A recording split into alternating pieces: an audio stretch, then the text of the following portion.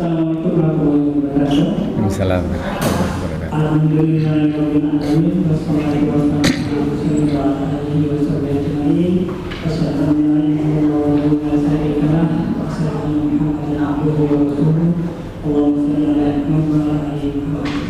Muslimin, alhamdulillah. Sesaat lagi kita akan mengikuti kajian doa yang insyaallah akan disampaikan oleh Muhammad.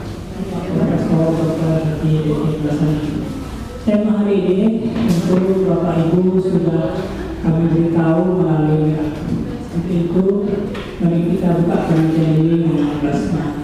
Bismillah. Bapak Ibu sekalian, seperti biasa pengajian kita dibagi dua bagian. Pertama adalah mengenai materi doa. Silakan Pak Bok yang menentukan, dan kemudian masuk ke bagian kedua untuk yang itu kami silakan Pak Bok untuk menyampaikan materi doa.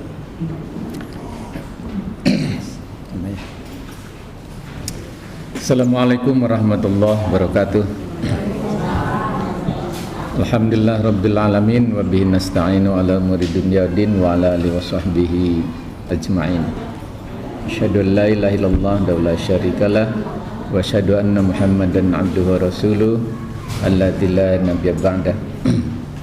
Allahumma salli wa sallim ala nabiyyina Muhammadin sallallahu alaihi wasallam wa ala alihi washabbihi ajmain. Pada hari ini kita membahas tentang kebaikan sebagai gaya hidup. Kan ada gaya hidup orang itu, ada yang memamerkan harta sebagai gaya hidup, ya. Ada yang memamerkan kelebihan-kelebihan tertentu sebagai gaya hidup. Nah, bagaimana kita menjadikan kebaikan sebagai gaya hidup? Manusia pada hakikatnya adalah sosok baik yang punya naluri kebaikan serta selalu berharap diperlakukan baik, sekalipun dia bukan orang baik, tapi semuanya ingin diperlakukan baik, apalagi orang baik. Ketika kita memperlakukan baik pada orang, hakikatnya kita membantu orang atau apa, Ibu? Bantu orang. Betul? Ibu membantu seseorang, Ibu menolong seseorang, itu kebaikan itu untuk membantu dia. Untuk Ibu? Untuk diri sendiri. Untuk diri sendiri, ya. Kata siapa itu? Kata umum. Itu menurut Allah. Ibu berbuat baik itu hakikatnya bukan untuk menolong orang. Ibu bapak berbuat baik itu hakikatnya untuk menolong diri sendiri ketika ibu panik menghadapi Allah di hari kiamat. Suami tidak akan nolong ibu, ya. Orang lain tidak nolong kecuali amal kita sendiri, ya. Karena itu jadilah orang ahli kebaikan. Jadilah ahli kebaikan. Kenapa ibu sulit berbuat baik?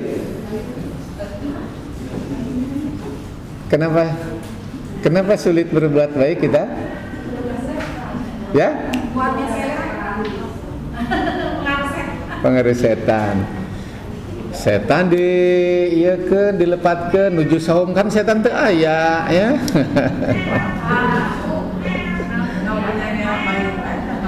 Satu itu karena ada anggapan berbuat baik itu untuk menolong orang, nolong kita. Ada tak ucing nuju, punten ucing teh.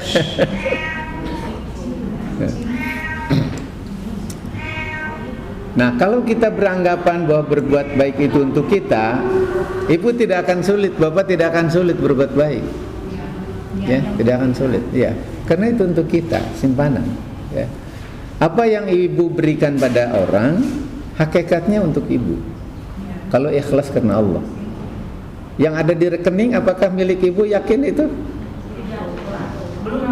Belum tentu. Boleh jadi milik istri suami ibu yang kedua. Upami mawati payun ya. Yang ada di rumah itu juga bukan milik kita.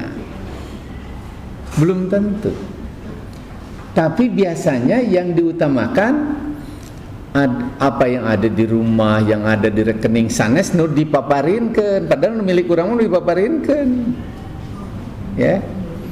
Yang dikasihkan itu dilipat gandakan berapa? 700 kali lipat. Yang kita makan satu. Satu. Ya dituang ya, ya. Ayo mau lebar, mahal ya. Tuang. Ya. Tapi ketika yang satu diberikan pada orang, lipat gandakan 700 kali lipat pahalanya. Mau urang mah sok kabita kudu hiji teh ya. Ya. Nah, karena itu kebaikan bermula munculnya karena ada niat baik. Jadi begitu ibu bangun, begitu bapak bangun, kita bangun, tanamkan dalam hati niat untuk menjadi orang baik. Jantan tas ngadoa tanya langsung dalam hati tanamkan hari ini saya harus menjadi orang baik. Ya. Kemudian berharap menjadi orang yang terbaik, bergaya hidup baik, dan usahakan harus menjadi yang terbaik. Ujungnya apa? Lillah. Ujungnya lillah. Kalau tidak lillah itu hanya sebatas amalan dunia. Ibu berbuat baik, pagi-pagi masak, itu untuk siapa? Anak, suami. Pernah bosan gak? Enggak. Ada yang pernah bosan? Pernah bosan ya? Kenapa bosan? Rutinitas. Aduh ya, ngalilir ya suami itu ya. Padahal ketika ibu masak sayur dimakan oleh 10 orang, satu suap, satu orang itu katakanlah 50 suap, ibu dapat pahala 50 kebaikan dari satu orang itu.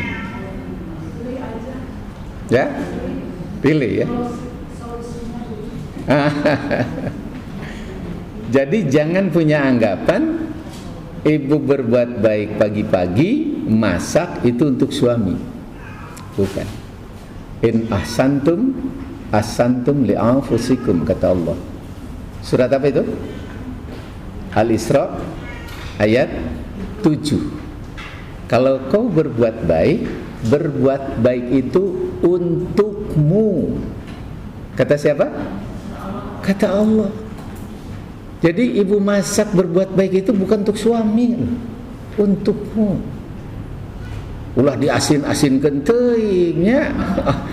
Liar suamina ya. Jadi ketika kita melakukan kebaikan dimanapun itu untuk kita hakikatnya, bukan untuk orang lain, gitu ya. Kebaikan sebagai gaya hidup. Yang pertama, niat baik, ikhlas untuk memperoleh ridho Allah. Kalau ini hilang, akhirat hilang. Dunianya tidak, akhirat hilang. Karena kata Nabi, innallaha la yaqbalul amal illa ma khalasalah. Allah tidak akan menerima amal seorang kecuali apa yang diikhlaskannya. Kalau ibu masak, cuci pakaian, cuci lantai hanya untuk bersih-bersih, hanya untuk niat untuk suami, apa itu masuk lillah? Tidak. Itu karena orang kan, sanes karena Allah. Ibu berapa tahun yang karena suaminya? Coba. Selama berpasangan ya. Suami juga sama Bapak, kadang-kadang aduh maparin artos teh karena karunya, sanes karena Allah. Karena karunya itu karena siapa? Karena manusia. Kalau karena kewajiban? Karena kewajiban lillah. Lillah, tetap lillah. Yang tidak lillahnya itu tidak diterima oleh Allah. Karena kasihan, itu kan kasihan kepada siapa? Kepada istri, pada suami. Itu kan manusia. Orang mah terang nate pilih ujub rianya, itu bagian dari itu. Kalau bukan karena Allah, la yaqbalul amal. Allah tidak terima amal itu. Berapa puluh tahun Bapak ngasih nafkah ke istri karena kasihan, karena sieun. Kan kewajiban. Kewajiban itu harus lillahnya, sanes karena sieun ke istri, galak istri saya gitu ya. Bukan itu. Bukan itu. Istri, ibu, kalau umpama nyuci pakaian belum dikeringkan, itu sudah dijatuhkan oleh anak ke tempat yang kotor, marah tidak? Marah. Kenapa? Niatnya itu untuk membersihkan, bukan karena Allah. Upami karena Allah, alhamdulillah aja deh pegawaian ya, cuci deh gitu. Kalau karena Allah tidak marah. Ketika marah, itu buktinya kita bekerja bukan karena Allah, tapi karena nafsu. Ibu ngepel di kotoran ku baru daging suami ngambek. Keheul. Naon margina? Niatnya untuk kebersihan, bukan karena Allah. Tapi tambah disadar. Sekarang sadari. Nah, karena itu setiap pagi tanamkan lillah. Ibu jangan dulu pegang kompor sebelum tertanam lillah. Jangan dulu pegang pakaian kotor sebelum tertanam lillah.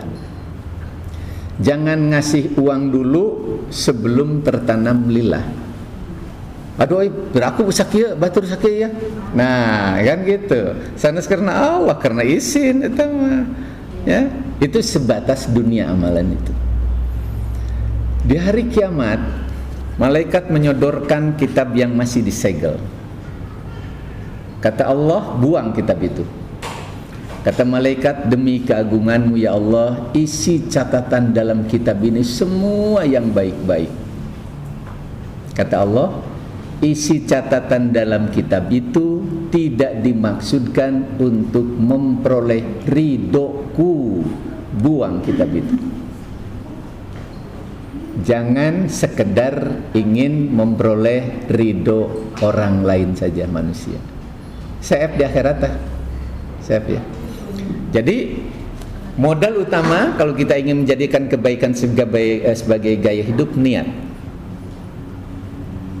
Sekali lagi, jangan lakukan sesuatu kalau belum tertanam lillah, ya. Badai nyariosan ka budak tertanam lillah heula. Upami henteu ieu teh nganasehatan tentang ngomel ieu teh. Seueurna mah ngomel ibu teh nya sikeun namanya. Dinasehatan tuh benar-benar sanes nasihat mau ngomel nyarikeun barudak gitu. Yang kedua, peduli pada sesama, ya. Kalau kita jadikan kebaikan sebagai gaya hidup, peduli pada sesama. Bantu membebaskan dari kesulitan orang lain, ya. Nah, ini kata Nabi gini. Man nafasa an mu'min kurbatan min kurbi dunya, nafasallahu anhu kurbatan min kurbi yaumil qiyamah. Siapa yang membebaskan kesulitan seorang mukmin dari berbagai kesulitan dunia, niscaya Allah akan membebaskan dari kesulitan di hari kiamat. Coba Ibu kantos mabarin nasi bungkus pada orang yang kena COVID. Pernah ya? Oh, kemarin tuh bagus itu. Kan yang kena COVID nggak boleh keluar. kemudian dikasih ke tetangga-tetangga kan. Ibu ngasih 1 bungkus, kemudian yang di dalam yang kena COVID itu merasa terbantu. Aduh, alhamdulillah, lapar ya, terbantu, dibebaskan itu dari rasa lapar. Maka yang 1 bungkus itu akan membebaskan dari sebagian kesulitan kita di hari kiamat nanti. Ibu bebaskan dari kesulitan yang dihadapi oleh anak, yang dihadapi oleh suami, asal niat karena Allah, ibu akan dibebaskan dari kesulitan dari kiamat nanti. Bapak akan bebaskan dari kesulitan dari kiamat. Siapa bilang? Nabi. Hadis sahih, riwayat Muslim. Jadi ingat, pada saat ibu membantu anak yatim, membantu tetangga dengan 1 liter beras, atau membantu tetangga untuk membiayai uang jajan anaknya di sekolah, itu secara tidak langsung ibu sudah menitipkan diri kepada Allah akan kesulitan dari kiamat nanti. Karena itu, kalau kita berbuat baik, jangan mencari saksi atas kebaikan yang kita lakukan. Ya mana can dibikin kenewa, nya can aya kamera ieu mah. Ya, tekedah lah. Allah sudah mencatat. Wa ma taf'alu min khairin ya'lamullah, kata Allah. Itu mah termasuk ria. Ria. Jadi tidak ada satu amalan yang kita kerjakan ya'lamullah kecuali Allah tahu. Al-Baqarah 264. Al-Baqarah 198. Ya. Jadi jangan punya anggapan yang kita lakukan itu tidak Allah tahu. Allah tahu. Ibu nuju sujud, yakin Allah ningali? Yakin. Khusus ente? Kadang-kadang khusus.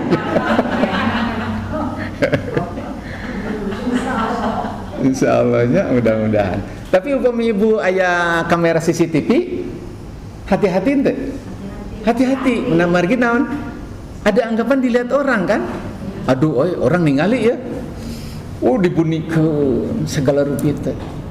Aiku Allah mah teu isin eta kadang-kadangnya. Aiku CCTV mah isin urang teh ya.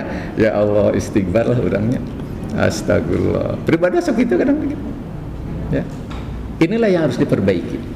Ya, ini harus diperbaiki. Nah, kembali ke sini. Yang ketiga, sikap pemikiran dan perilaku tidak bertentangan dengan hati nurani. Ya, kebaikan itu di sini ukurannya. Kalau ditentang oleh hati nurani, itu buktinya pekerjaan itu tidak baik. Kalau ada sesuatu, kata Nabi, yang mengganjal dalam hati, itu artinya dosa. Ya. Ketika kita akan memberikan sesuatu pada orang, kemudian bertentangan dengan hati nurani, aduh, itu lemun teh era kubatur mah ya, moal sakieu abdi teh ya. Tapi kapaksalah, hati nolak.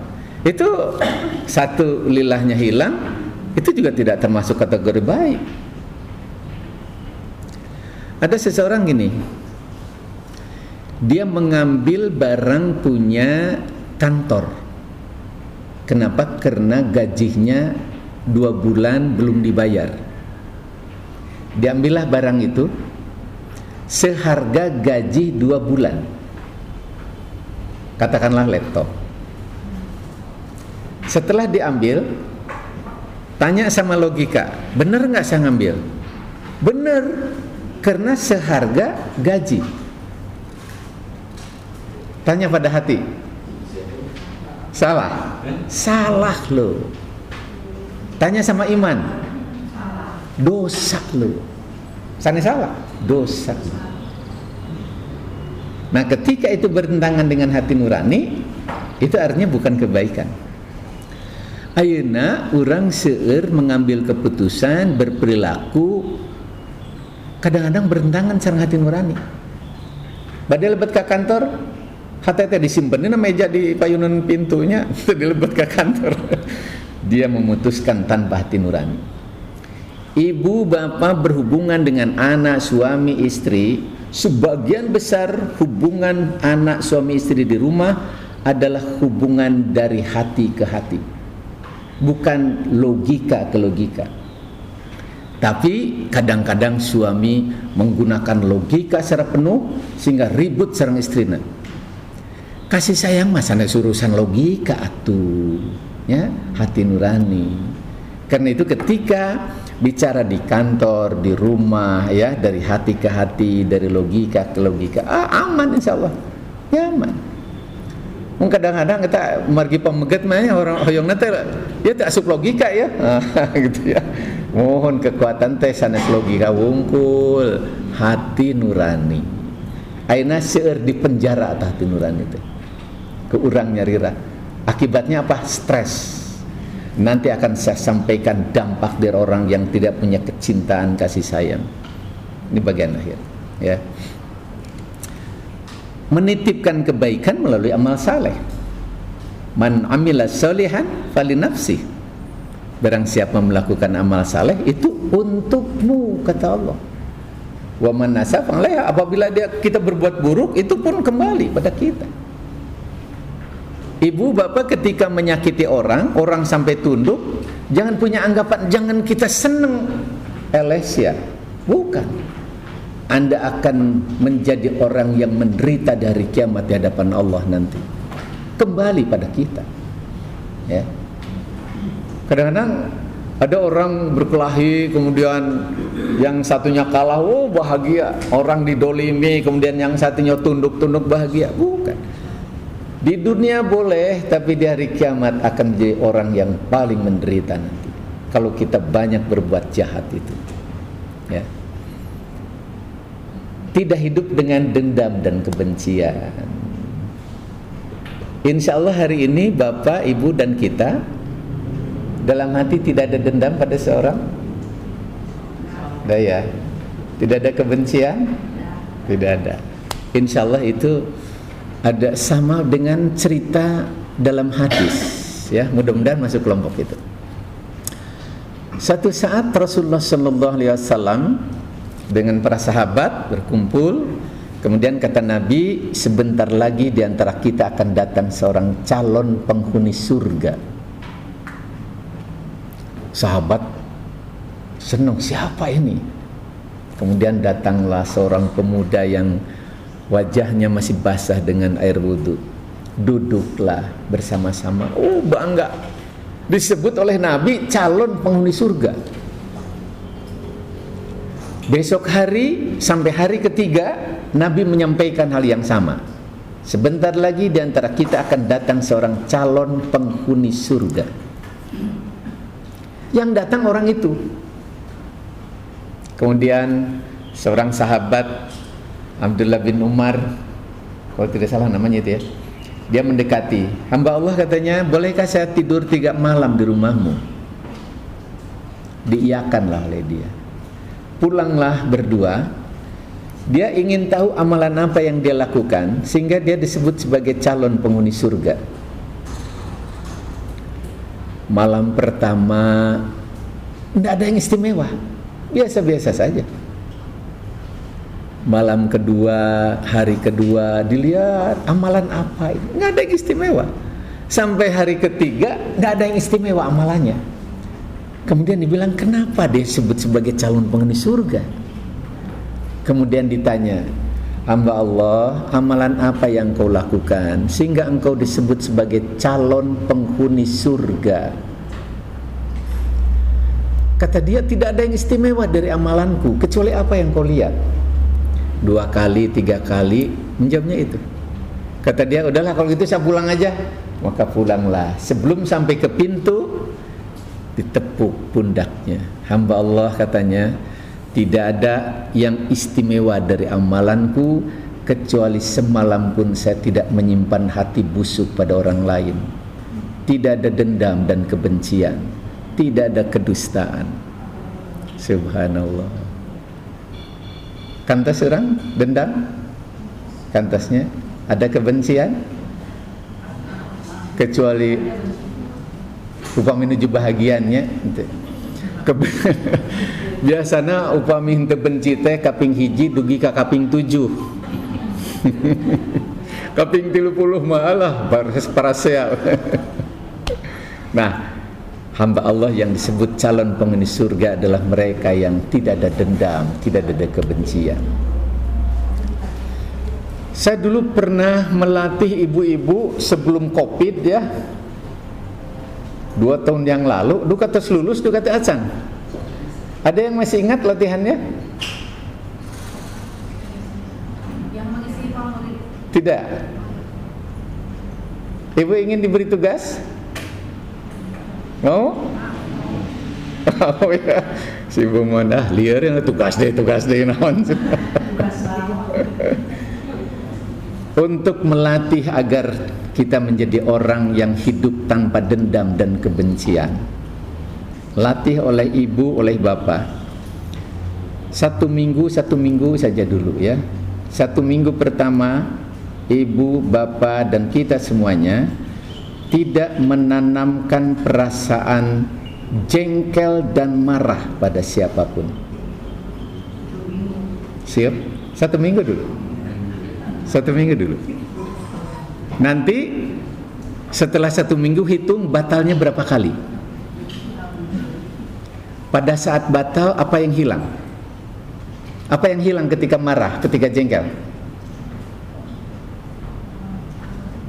Apa Pak yang hilang? Bahagia, ical, ikhlas. Nu ngambek mata nu ikhlas, ya? Ikhlas hilang. Ikhlas hilang, akhirat hilang. Ya. Kemudian kesehatan, anu stres-stres-stresan nurun.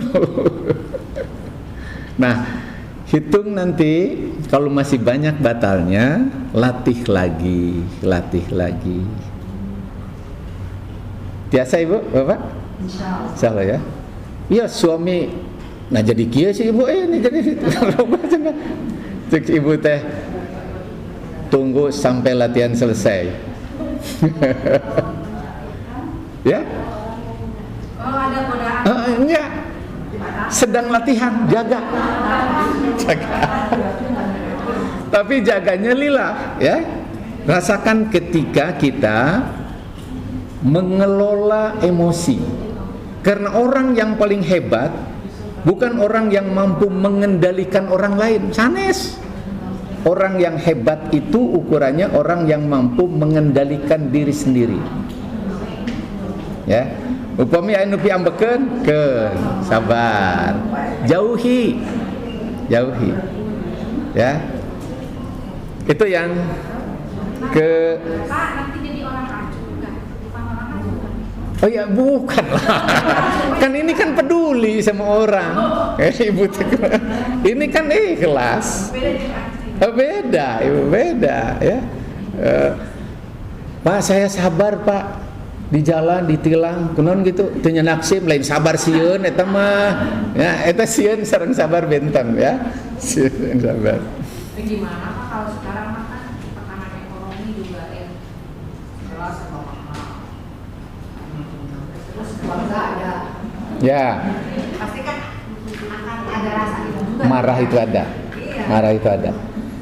Kalau Allah tidak menguji dengan itu, pahala kita enggak ada. Ibu, kata Nabi gini. Ayo, mungkin kata ibu loba-loba tinggal materi. Ini. Ajibtu lil mu'min innallaha ta'ala lam yaqdi lahu qada'an illa kana khairu lahu.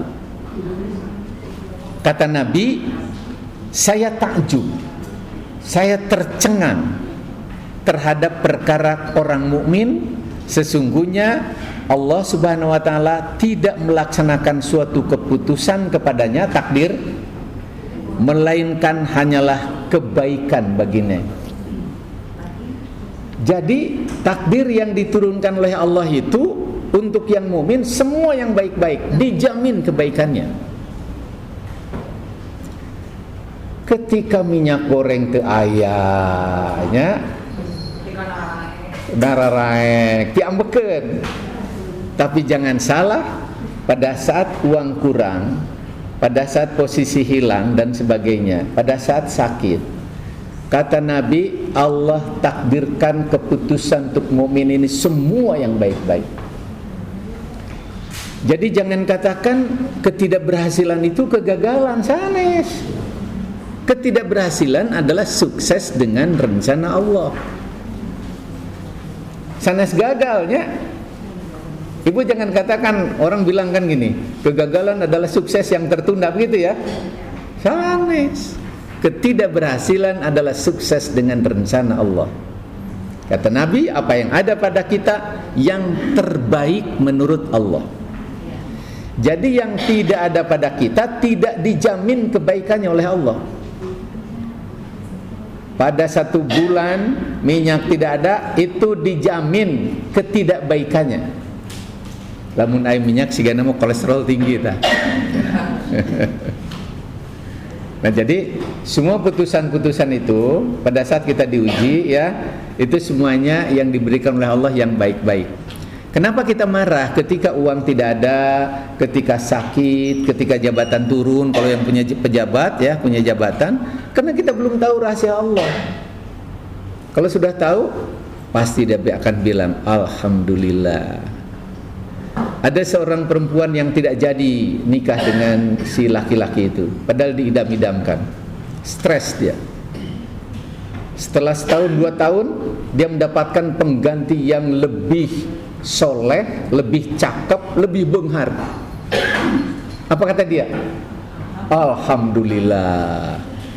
Pada saat dia putus, apa yang sampaikan? Astagfirullah, ngambek. Tapi setelah tahu rahasia Allah, pasti akan bilang alhamdulillah. Nah, jadi ibu jangan ini ya. Ini yang baik-baik yang Allah berikan kepada ibu, Bu. Ya, yang baik-baik. Saya akan balik sini. Nah, bagaimana kita menjadikan orang yang hidup tanpa dendam dan tanpa kebencian itu? Insya Allah nyaman.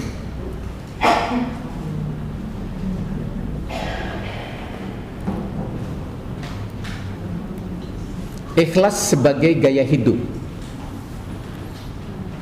Ikhlas sebagai gaya hidup.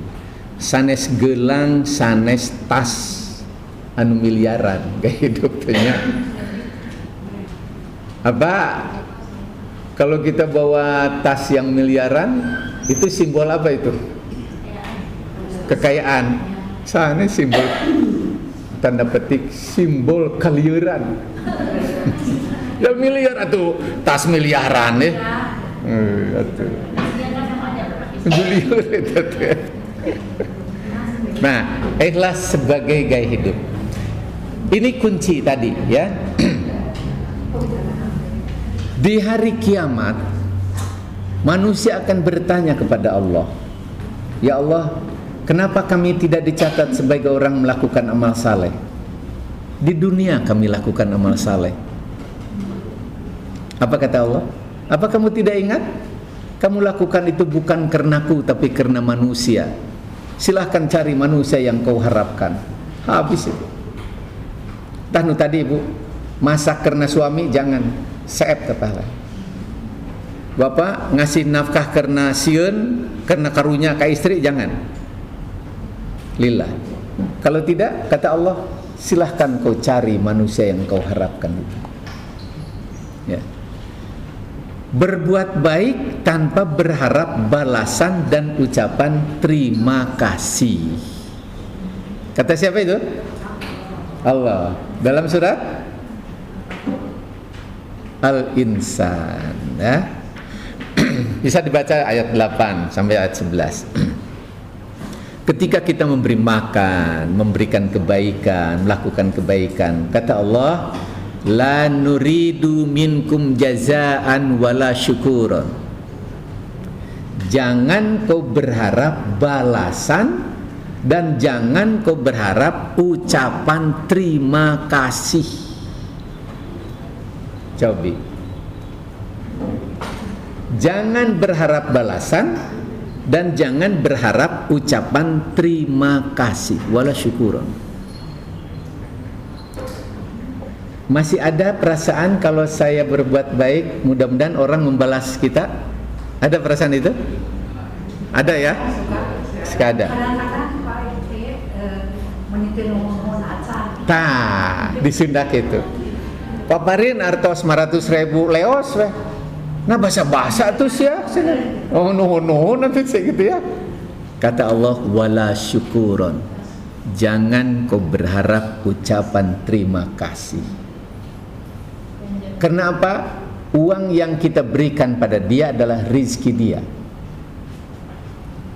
Kemudian jangan berharap balasan. Kenapa? Belum tentu Allah membalas kita melalui dia. Belum tentu. Lihat di ayat 9-nya, ketika semua manusia dalam keadaan panik, hari kiamat cobi, tsunami wae, aduh repot ya, gempa wae repot. Ini semua planet hancur, panik semua. Tapi yang baca Al-Quran silahkan dibaca itu ya. Di ayat 9-nya itu Allah menjanjikan akan digembirakan orang-orang yang la nuridu minkum jazaan wala syukuran, digembirakan oleh Allah dan ditolong oleh Allah, kemudian dimasukkan ke dalam surga oleh Allah Subhanahu wa taala. Ini yang tadi disebutkan dalam ayat 8-nya, wa yut'imuna at'ama ala hubbihi miskinan wa yatiman wa asira. Kemudian ada ini kan yang la nuridu jazaa minkum wala syukuran.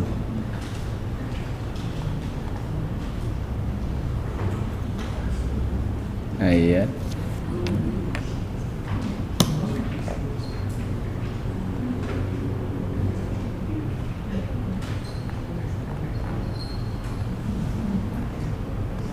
ini yang pertama, la nuridu minkum jazaan wala syukuran. Jangan kau mengharap balasan atas kebaikan yang kita lakukan dan jangan mengharapkan ucapan terima kasih. Ya. Yang kedua, tidak mencari manusia sebagai saksi atas kebaikan. Kadang-kadang kita suka terganggu. Kalau sudah berbuat baik, ingin saja disampaikan kepada sesama, akhirnya terganggunya apa? Ria itu. Kalau sudah ria, itu kan habis itu kan pahala itu. Pahala itu habis. Ini. La tubtilu shadaqatikum bil manni wal adza. Jangan kau batalkan sedekahmu dengan menyebut-nyebut dan dengan menyakiti orang yang dibantu itu. Apabila kita sedekah dengan menyebut-nyebut dan menyakiti, kalladzi yunfiqu malahu riya'an nas. Ini dikategorikan orang-orang yang riya kata Allah. Bukan hanya riya, wala yu'minu billahi wal yaumil akhir. Kategorikan orang yang lemah imannya, tidak percaya pada hari akhir. Pamathalu kamathali Sofman alaihi turab. Seperti diumpamakan seperti batu licin yang di atasnya ada tanah. Fa'asabahu wabilun fatarakahu solda. Kemudian batu itu ditimpa hujan lebat, lalu menjadilah dia bersih. Digambarkan amal kita seperti debu yang disimpan di atas batu licin, kemudian tertimpa hujan yang lebat, habis dia. Mereka tidak menguasai sesuatu pun dari apa yang mereka usahakan. Nggak ada. Al-Baqarah 264 ya. Al-Baqarah 264. Jadi ketika kita mencari manusia sebagai saksi atas kebaikan ini, bilih kaganggu. Apa tidak boleh? Boleh saja. Kalau kita tidak terganggu keikhlasan kita. Ya. Nah, kalau kita tidak mencari manusia sebagai saksi atas kebaikan, insya Allah ketika apa yang kita lakukan tidak diakui oleh orang lain, tidak akan marah. Orang yang ikhlas tidak marah saat pekerjaannya dicaci. Ibu ketika pekerjaan kita dicaci oleh suami, insya Allah tidak akan marah. Karena yang diharapkan bukan pengakuan dari suami, tapi pengakuan dari Allah Subhanahu wa taala. Bapak ketika bekerja di kantor, dicaci pekerjaan kita oleh orang lain, insya Allah tidak marah. Karena yang diharapkan bukan orang yang mencaci, bukan pengakuan dari orang yang mencaci, tapi pengakuan dari Allah Subhanahu wa taala. Wios bajar bade naon-naon sabodo teh teuing. Ya, kita tidak berharap pengakuan dari mereka, ya. Karena itu akan marah. Yang keempat, akan tercipta suasana zona, semuanya nyaman, ya. Kalau orang bilang sekarang, kalau ingin sukses, keluarlah dari zona nyaman. Begitu ya katanya sekarang ya. Saya katakan kalau ingin sukses, jangan keluar dari zona nyaman, tapi buat semua zona menjadi nyaman. Ketika kita bekerja keras masuk ke dunia ini, ada tantangan baru, kenapa harus stres? Ya, saya sampai hari ini ada 3 pekerjaan. Awalnya rada stres, aduh ya, khawatir ini tidak terselesaikan, khawatir ini tidak terselesaikan, ya. Tapi saya bilang, kenapa harus stres? Ya, kemudian dibagi-bagi. Selesai sidang pertama, saya ke sini dulu, saya janjikan berikutnya setelah selesai dari Pusdai. Selesai. Berikutnya ada juga ujian, selesailah. Kenapa harus stres? Buat semua zona menjadi nyaman. Itu orang yang bagaimana? Yang punya iman dan ikhlas. Gitu ya. Yang berikutnya, bekerja bukan karena orang atau kepentingan semata. Ibu bapak bekerja bukan karena orang, sekali lagi, ya. Caranya yang tadi, jangan pegang pekerjaan sebelum tertanam keikhlasan itu, ya. Baru kalau sudah tertanam keikhlasan, laksanakan, itu adalah simpanan akhirat. Senyum saja, ibu senyum pada suami, jangan harap itu simpanan akhirat. Tapi senyum ibu bukan untuk membahagiakan atau menghormati suami, bukan. Senyum saya menitipkan keselamatan saya di hadapan Allah dari kiamat. Saya membantu bukan untuk menggembirakan orang lain. Saya membantu untuk menitipkan keselamatan saya di hari kiamat nanti. Insya Allah nyaman lah, nyaman. Ya mau orang, DP-DP hormatnya, yang bebasan jabatan, ulah lah, terlalu kecil ya. Kita hormat pada orang bukan karena orang baik pada kita, bukan untuk menggembirakan orang, sekali lagi, tapi untuk menitipkan keselamatan kita di hari kiamat nanti. Karena itu ibu bapak berbuat baik bukan karena orang baik pada kita, atau bukan berharap balasan atas kebaikan. Kalau bapak berbuat baik karena orang lain baik pada kita, itu artinya kita bekerja, beramal karena apa? Karena orang. Boleh nggak? Boleh. Tapi itu amalan sebatas dunia loh. Ibu pemitos lebaran, biasa dikirim kemana-mana. Kata si bibi, pan itu mah jauh ibu, nya bager mana nama ke orang kayak kirim gitu. Menurut tabi anu caket nante gitu ya. Karena bager, saya berbuat baik karena dia bager. Lebar eta tuangan, tingkatkan sedikit karena Allah, ya. Bukan karena baik orang pada kita, bukan berharap balasan atas kebaikan dia pada kita. Itu sekali lagi hanya sebatas amalan dunia, ya. Yang kedua, bersikap santun yang tadi dan ramah bukan sekedar untuk menghormati dan menggembirakan orang lain. Aduh, itu mah alit pisan. Saya mau bagir ka manehna teh, ya hormat ka manehna teh supaya manehna gembira lah. Itu mah terlalu enteng lah ya gitu ya. Lillah. Berbuat baik sebagai bentuk kepedulian dan kasih sayang pada diri sendiri, itu yang tadi. Menjadikan dunia untuk akhirat. Wabtaghi fi ma atakallahu darul akhirat wala tansa nasibaka minad dunya wasin kama ahsanallahu ilaik. Jadi semua yang Allah berikan itu untuk akhirat, kata Allah. Wala tansa nasibaka minad dunya, tapi jangan salah untuk duniamu. Jadi kalau untuk akhirat semua, jangan lupa untuk duniamu. Berapa persen jadinya? Akhirat pasti lebih besar. Ya, lebih besar akhirat. Apa akhirat hanya ada di masjid? Tidak. Hanya ada di pusdai? Tidak. Di dapur ge aya. Di kantor ge aya. Kalau kita beramal yang tadi, ikhlas karena Allah. Di jalan, ibu di jalan pas ningali aya lampu, aya nama dicangkeunnya di luar dimatikan oleh kita. Apa bukan piakhirateun?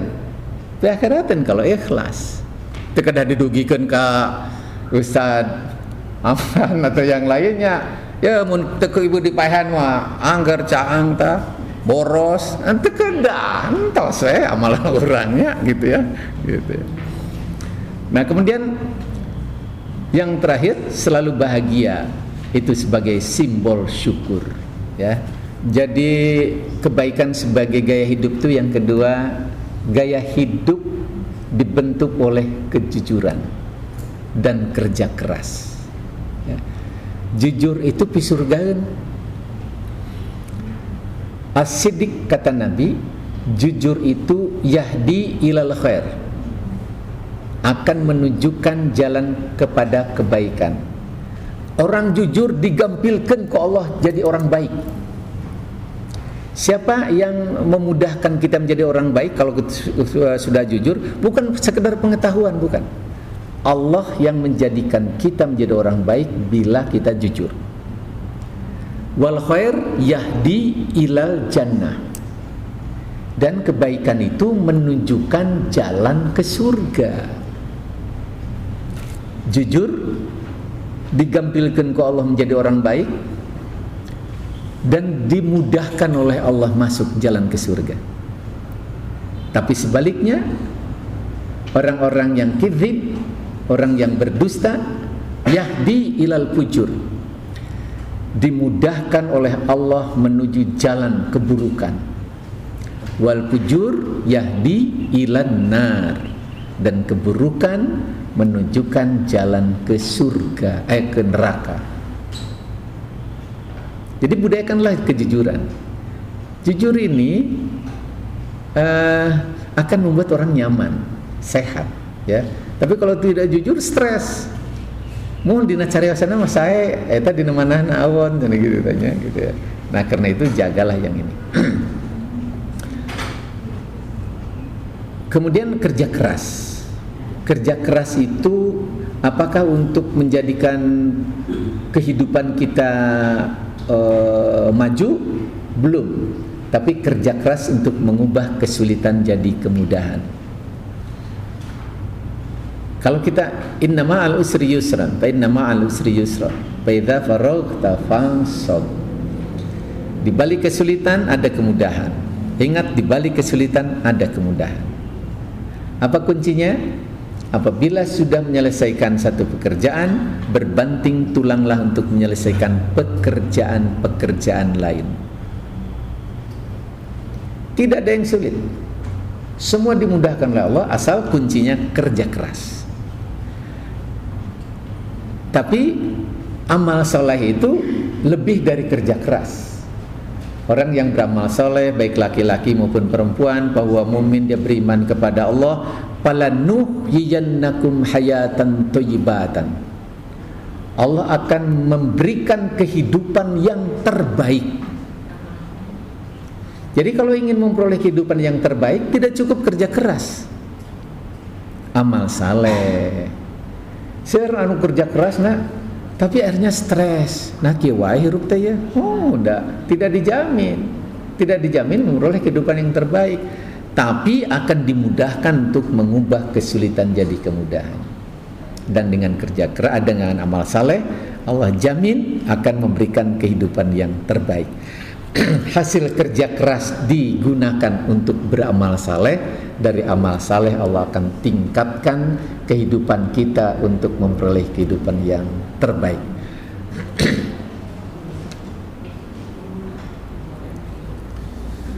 Yang ketiga, kebaikan sebagai gaya hidup. Tidak bekerja karena status dan bukan ingin dikenang kebaikannya oleh jamaah atau oleh siapapun, oleh orang, ya, oleh manusia. Jadi kita bekerja bukan karena status. Ada yang bekerja, wah hebat, tapi karena SK jabatan. Entah SK jabatan selesai, entah ya selesai. Nah, itu karena status itu, ya. Orang Islam tidak, mau punya jabatan atau tidak punya jabatan tetap harus menjadi yang terbaik. Ya. Apakah bagaimana kalau ingin dikenang kebaikan kita? Kata Nabi gini, ada seorang datang menghadap Rasulullah Sallallahu Alaihi Wasallam. Wahai Rasulullah, bagaimana pendapat Anda tentang seorang yang berperang di jalan Allah untuk mencari pahala dan juga agar namanya dikenang manusia lainnya? Apa yang akan ia peroleh? Kata Nabi, ia tidak akan mendapat apa-apa. Lalu orang itu mengulangi pertanyaan sampai 3 kali. Kata Nabi tetap, ia tidak akan mendapatkan apa-apa. Kalau kita bekerja karena status atau karena ingin dikenang kebaikan kita oleh orang lain, ya. Kemudian Rasulullah sallallahu alaihi wasallam bersabda, sesungguhnya Allah tidak akan menerima amalan kecuali dengan niat ikhlas dan hanya mengharapkan balasan darinya semata. Jadi orang mah sugan we atuh barudak incu ngenang, ibu jadi yang orang soleh, bapak orang soleh, tekeda. Jangan mengharap agar dikenang kebaikan ini, karena kata Nabi, ia tidak akan mendapatkan apa-apa. Tetap aja yang tadi, kebaikan itu lillah, ya. Kinerja dengan keahlian, kalau dia bekerja bukan karena ahli, kata Nabi, fantadiri sa'ah, tunggu masa kehancurannya. Bapak punya perusahaan, diserahkan kepada anak, padahal anak tidak punya keahlian. Maka kata Nabi, fantadiri sa'ah, tunggu masa kehancurannya. Atau kita punya apa, diberikan kepada teman terdekat karena bager, bukan karena pintar, bukan karena hebat. Kata Nabi, fantadiri sa'ah, tunggu masa kehancurannya. Oh, Islam ini profesional, gitu ya. Nah, ini yang tadi yang saya sebutkan, ya. Nah, karena itu kalau kita berhadapan dengan permasalahan-permasalahan di luar ini, ingatlah ini, ya. Jangan menangis ketika kehilangan dinding untuk bersandar, karena di depanmu masih terbentang luas lantai untuk bersujud. Kadang-kadang orang stres, ya. Ya, padahal ada Allah loh. Kita lupa. Orang langkung percantan ke security, nitipkan bumi badai ke lembur daripada nitipkan ke Allah.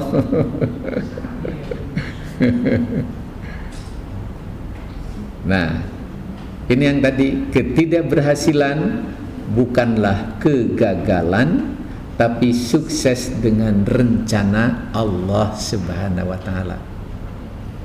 Awalnya mungkin ngambek margi terang rencana Allah. Tos terang rencana Allah baru mengucapkan alhamdulillah. Nah, ini yang terakhir,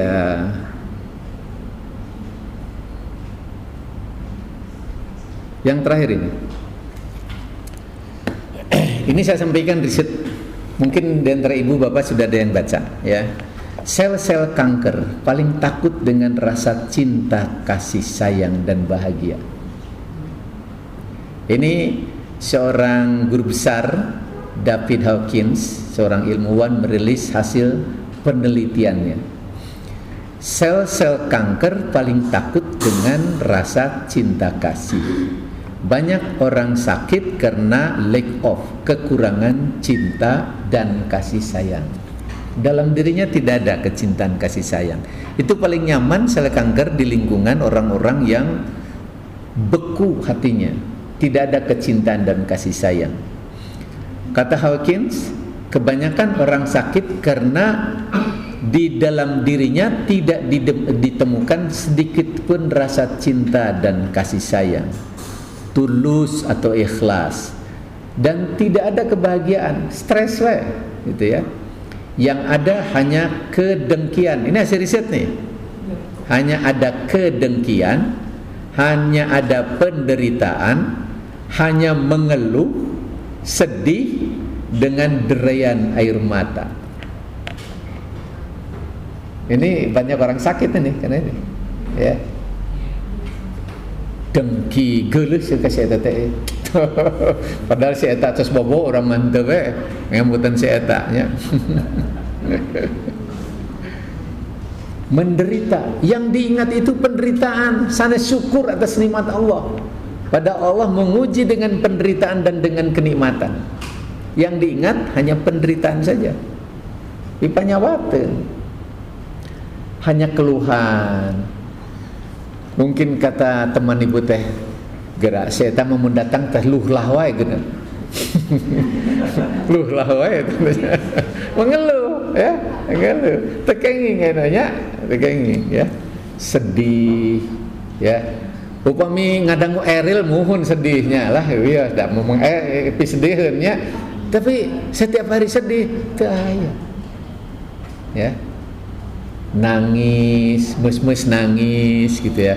Nah ini penyakit yang muncul kata dia. Kemudian apa lagi? Getaran magnet kasih sayang di bawah 200 Hz menyebabkan seorang mudah terserang penyakit. Jadi alatnya kita tidak punya alat, tapi alatnya nanti di sini, bahagia dan tidaknya gitu ya. Mereka umumnya bersikap suka mengeluh yang tadi, suka menyalahkan orang lain. Nu lepah teh batur sanes urang. Ibu kasihangan wae atuh kumaha. Si ibu mah alih dilepatkeun, didinya datang duluan, nah lain gitu nya. Dilepatkeun batur, miheulaan atuh gitu nya. Lu kemudian suka dendam pada orang. Dendam itu jangan dianggap enteng. Dalam diri selalu ada dendam dan kebencian. Itu kata dokter 2 kali lipat lebih mudah terserang penyakit jantung. Ya. Wah repot itu, jangan dianggap enteng kebencian itu, dendam itu ya. Proses tidak putus-putusnya menyalahkan orang lain yang telah menguras sebagian besar energi kehidupan. Tikaraos ke orang, tikaraos ya. Sehingga frekuensi cinta kasihnya berada di bawah 200 Hz. Orang itu sangat mudah mengidap berbagai jenis penyakit. Orang ini umumnya selalu berpikiran negatif. Jika frekuensi kecintaan dan kasih sayang seorang di atas 200 Hz umumnya terhindar dari penyakit. Orang selalu bahagia. Sistem imun meningkat. Tapi sanes gembiranya, benten gembira senang bahagia. Nuju stres, ke mall, mohon gembira di mall mah. Wih deui ka bumi stres deui. Tidak sekedar gembira, harus bahagia, ya. Orang ini umumnya selalu berpikir negatif. Nah, jika frekuensi kecintaan dan kasih sayang seorang di atas 200, umumnya terhindar dari penyakit. Ini vaksin ini ya. Jika berada di atas 200 maka orang itu sehat. Mereka yang di dalam dirinya dipenuhi dengan hati yang ulas asih, cinta kasih sayang, suka beramal, gemar sedekah, mudah memaafkan, lemah lembut, santun, terbukti frekuensi magnetiknya berada pada kisaran 400 sampai 500 Hz. Sehat dia. Coba ya nya kasih sayang, cinta kasih. Kalau ke anak kasih sayang insya Allah murni, nenggel ge nenggel nyaah. Beda dengan tetangga, ya. Tapi coba ibu ke suami, nenggel nang nenggel nyaah atau nenggel geuleuh. Nah, kalau nenggel geuleuh benten, ya. Geuleuh benten, ya. Mimik juga wajah kita beda. Ketika dalam diri tertanam kecintaan dan kasih sayang, mimik kita beda. Dan orang yang tidak ada kecintaan kasih sayang, stres terus, itu hasil penelitian 3 kali lipat lebih cepat daya kerut kulitnya. Pas reuni teh, nah sih emang kolot pisan deh, nya ngambek wae saya mah. Nah ini untuk ibu-ibu ya, semahal apapun kosmetik, kalau kita stres terus, daya kerut kulit lebih cepat daripada daya kerja kosmetik itu. Tapi nu bahagia mantep ya, bahagia mantep. Nah, jika berada di atas 200 maka orang itu sehat ya. Yang ini yang gemar sedekah. Oh ini, aduh. Ternyata bukan sekedar ibadat. Ustaz Damran. Kita senang pada orang, kita senang berbuat baik itu. Ini hasil penelitian di Amerika ya. Kalau nggak salah sampai 3 tahun itu penelitiannya. Meneliti orang-orang yang usianya panjang. Yang diteliti orang 80 tahun, 90 tahun ya. Karena kalau di Amerika itu batas usia pemuda itu 65 tahun. Pribados pemuda keneh teh. Komite Amerika ya. Itu punten hilap masker teh kacandak janten katingali tos anomna teh. Pokoknya masker mante ya. Tapi di Amerika 65 itu pemuda, batas usia pemuda. Nah, diteliti 80-90 tahun. Apa kesimpulan dari penelitian mereka yang usia panjang? Yang usia panjang itu umumnya satu, gemar berbuat baik. Kita bersedekah. Kalau berbuat baik sedekah itu bukan hanya kebutuhan tapi ada kenyamanan. Dia bahagia sudah membantu orang. Yang kedua apa? Kekuatan sosial. Hubungan bermasyarakat, orang silaturahmi sebenarnya, ukhuwah Islamiyah ya, ada ukhuwah watoniyah dan sebagainya. Kemudian apalagi kebersamaan itu bukan sekedar formalitas tapi kebutuhan. Upamanya uleman, sana sekedar formalitas arisan, itu kebutuhan. Jadi nyaman bahagia pun terus pendak teh. Sulih gabrugnya, pemitis kolotnya, anom kene mah arisin kadang-kadang reuni sulih gabrug teh. Nah, itu bahagia dah. Dan dia tidak jarang terkena stres dan dia selalu bahagia dalam hidupnya. Itu orang yang selalu terbuka. Itu yang diriset usianya panjang. Usianya, kemudian diriset lagi orang yang usianya pendek. Risetnya kemana? Ini kan orang usia udah meninggal. Diriset orang yang usianya pendek. Jadi risetnya di makam. Lihat, lahir tahun sekian, mati tahun sekian, catat yang pendek-pendek usia. Kemudian didatangi pada keluarganya. Bagaimana karakter orang yang usia pendek itu? Karakternya orang itu tertutup, tidak senang bergaul, tidak senang berbagi, gitu ya. Dalam bahasa psikologi, introvert, tidak ekstrovert. Ya, masa bodoh, ada masalah diselesaikan sendiri, stres sendiri, ya. Siga ya jalminu sok nyarira tanya usaha nyarira, seri nyarira, cerik nyarira. Diri ya. Oh, gitu ya. Nah, berbagi. Nah, itulah orang-orang yang usianya hasil penelitian di Amerika adalah yang pendek. Kebanyakan adalah pengusaha-pengusaha muda di Amerika. Bukan pengusaha muda di Indonesia, bukan. Di Amerika, ya. Itunya. Nah, apalagi orang yang selalu bahagia, yang selalu tertanam kecintaan dan kasih sayang. Orang yang punya frekuensi positif di atas 700 Hz. Ini kalau punya ukuran kita ini, Ustaz Damran nih, aduh, kayaknya penting nih. Berapa ini? 200 ke atas. Ini 100. Kedah gaduh ya. Mereka kekebalan tubuhnya itu dan vitalitasnya sangat tinggi. Jika orang itu tampil di suatu tempat, maka bisa mempengaruhi frekuensi positif orang lain. anu tadina stres ge kacanakeun bahagia. Jadi ketika dia datang ya yang di atas 700 Hz itu ya, membuat nyaman orang. Aura tuh nanti namanya menular. Seperti tong tebih-tebih. Suami istri jangan salah, ibu dengan suami itu hati itu aura itu nyambung. Coba rasakan ketika suami melakukan keburukan atau kontan ke istri itu dongkap ditaruh, "Bapak nanya naon tadi siang-siang?" "Entuh mah iya beda perasaan ya." Gitu ya. Seperti itu. Jadi ketika orang-orang yang frekuensi positifnya itu datang, yang dari 700, membuat aura itu nyaman, bahagia, gitu ya.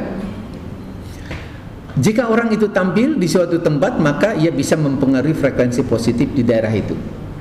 Seorang yang berkebajikan tinggi, jika muncul di satu tempat, maka frekuensi di tempat itu pun menjadi positif, senang di ruangan itu.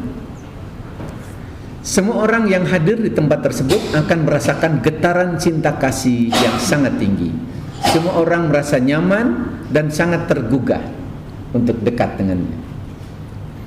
Pada orang yang memiliki getaran aura positif tampil di satu tempat, maka ia akan menggerakkan semua orang dan seluruh makhluk hidup orang itu yang ada di tempat itu. Dia bisa menggerakkan orang tanpa harus bergerak. Tegedah dipiara, sampah dicandakan gitu ya, nggak usah disuruh, ini diberesan. Itu bisa menggerakkan orang tanpa dia bergerak. Seperti kiai boleh itu ngadehem na kiai, atuh saridahkap atuh, saridahkap santri. Tapi aya oge Pak yang ngadehem di deheman deui. Itu bentennya. Hayo itu nurut-nurut yang mitanya. Itu aura negatif itu. Bukan karena wibawa itu Pak. Bukan karena wibawa aja ya. Wibawa itu ya itu di antaranya itu. Pimpinan kan punya wibawa, misalnya Pak Harto dulu. Iya. Selalu ngomong saya katakan gitu. Tapi kan ada aura positifnya. Aura positif ya itu Pak. Yang itu. Jadi kalau kita sebutnya itu aura positif. Ya. Beda. Suami yang punya aura positif yang selalu baik, nyaman, di mata anak-anak, di mata istri beda itu. Beda. Kecuali kalau datang ke rumah dia yang tadi banyak stres, marah-marah, dendam, kebencian, itu tidak berpengaruh pada lingkungannya. Tidak berpengaruh. Nah, yang terakhir ini, orang yang memiliki pikiran negatif muncul di satu tempat yang 200 ke bawah, bukan saja akan mencelakai dirinya sendiri, tapi juga bisa menyebabkan aura positif di tempat tersebut memburuk dan berubah menjadi negatif. Tadi nyaman terjadi stres. Jadi lalier, saya datang lagi gitu tanya gitu. Nah, sebaliknya beda dengan yang tadi ya. Nah, Hawkins ini berpendapat gini hasil risetnya. Asal getaran frekuensi berada di bawah 200, maka orang itu pasti sakit katanya.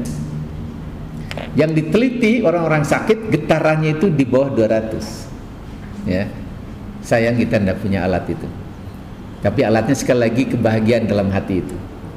Sebaliknya mereka yang suka membenci, emosional, menyalahkan orang lain, marah-marah, dendam, iri hati, menuntut orang lain, egois dalam semua hal, hanya memikirkan kepentingan dirinya, tidak memikirkan perasaan orang lain. Orang seperti itu punya frekuensi magnetik yang paling rendah. Hal inilah yang menyebabkan awal timbulnya penyakit kanker, sakit jantung, dan penyakit kronis lainnya. Ini seorang peneliti guru besar yang bisa dipertanggungjawabkan secara ilmiah hasil penelitiannya. Kaitan dengan yang tadi, barangkali ini nyambung, terbukti bahwa budaya kebaikan itu, kebaikan itu jadikan sebagai budaya hidup, itu bukan hanya sehat, sukses insya Allah, gitu ya. Bukan hanya sukses, menjadi sumber bagi penggerak bagi sesama itu. Barangkali itu Ibu dan Bapak semuanya ya yang dapat disampaikan. Cukup sampai di sini. Mohon maaf, khawatir hilang keikhlasannya. Assalamualaikum warahmatullahi wabarakatuh.